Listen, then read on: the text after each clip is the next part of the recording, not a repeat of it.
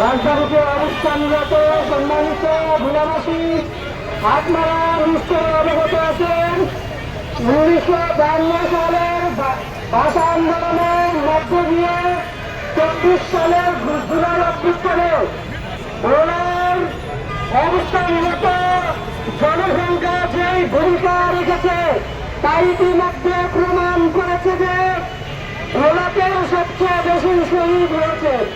আমরা জানাতে চাই আমাদের দলের যে 3টি দাবি রয়েছে, ভোলা বরিশাল সেতু, ভোলাতে মেডিকেল কলেজ এবং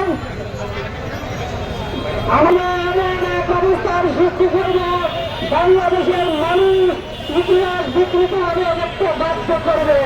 অতএব আমরা সকলকে আহ্বান করতে চাই, আমাদের এই দাবি পূরণ না হওয়া পর্যন্ত আমরা রাজধানী প্রয়োজনে ত্যাগ করব না। আপনারা যারা অবস্থান করেছেন সবাইকে ধন্যবাদ জানিয়ে সংক্ষিপ্ত বক্তব্য শেষ করলাম। আসসালামু আলাইকুম।